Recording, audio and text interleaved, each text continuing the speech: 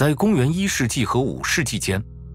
印度智者帕坦加利开始整理编纂在整个印度施行的古老的冥想传统。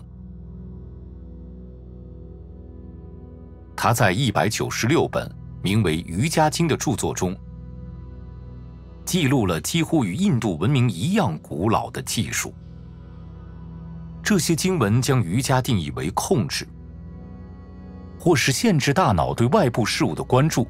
以达到一种纯粹的意识状态。随着时间的推移，瑜伽融入了源于体操和摔跤的体育元素。如今，现代瑜伽有很多种不同的练习方式，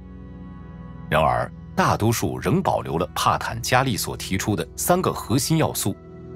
身体姿势、呼吸练习和精神冥思。很多人认为，这种身心结合的练习有着独特的健康效益，比如提高机体的力量和柔韧性，增强心肺功能和改善心理健康。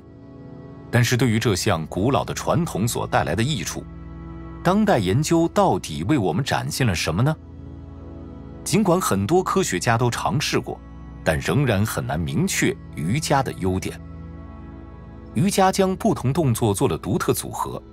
因此判断哪部分让健康获益变得颇有难度。此外，瑜伽方面的研究通常由缺乏多样性的小样本组成，另外过于依赖参与者主观感受，都使研究结果缺乏客观性。然而，有些瑜伽对身体的好处和其他可能带来的好处相比，有更有力的科学依据支持。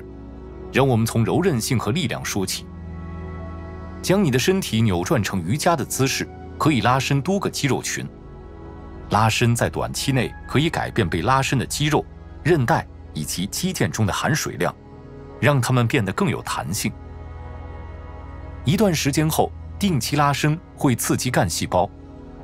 使其分化形成新的肌肉组织和其他会生成弹性胶原纤维的细胞。频繁拉伸也会减少人体肌肉收缩的自然反射，从而提高你对疼痛的耐受力，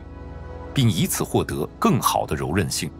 研究人员还没有发现某种瑜伽形式比其他的瑜伽形式可以更好地提高身体的柔韧性，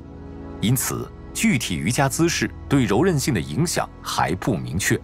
但是像其他低强度运动一样，瑜伽能以可靠方式提高健康人的身体素质和柔韧性。瑜伽练习也被证实有可能成为强大的治疗工具。在针对各种骨骼肌肉疾病患者的研究中，与其他低强度运动相比，瑜伽在减轻疼痛和增强运动能力方面更胜一筹。将瑜伽加入日常锻炼计划中，可以增强机体力量和柔韧性，从而帮助人们应对慢性腰痛、类风湿性关节炎以及骨质疏松等难以治愈的疾病。瑜伽对体育锻炼与有规律呼吸的结合，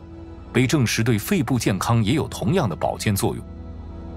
如慢性支气管炎、肺气肿和哮喘等肺部疾病，会使气道缩紧，也让肺泡膜变得脆弱。但是瑜伽针对呼吸的锻炼，让本来使气道收缩的肌肉放松，从而提高氧气透过率，增加血液中氧气的含量，对那些心肌薄弱、难以为身体泵入足够氧气的人特别有帮助。对于那些拥有健康心脏的人来说，这项练习可以降低血压，并降低心血管疾病的发生危险。瑜伽最广为人知的好处，可能是最难被证实的，即它对心理的影响。尽管瑜伽和心理健康有着长期的联系，但很少有确凿的证据证明瑜伽练习如何影响心理健康。其中影响最大的一种说法是，瑜伽可以改善由抑郁症和焦虑症所引起的症状。由于这些病的诊断、起源和严重程度都有很大差异，因此瑜伽的影响很难被量化。然而，有证据表明，瑜伽可以帮助人们减轻压力，以及帮助人们冥想和放松。对于瑜伽的研究仍在继续，将来我们需要更大规模的研究，并纳入不同的参与者，来衡量瑜伽对于心脏病、癌症发病率以及认知功能等多方面的影响。但目前，瑜伽作为一种人们锻炼、反思和放松的方式，可以延续其古老传统。如需了解更多精彩历史、外太空冒险、烧脑哲学以及自己身体的各种随机问题的答案，请订阅本频道。敬请继续关注，永葆探索热情。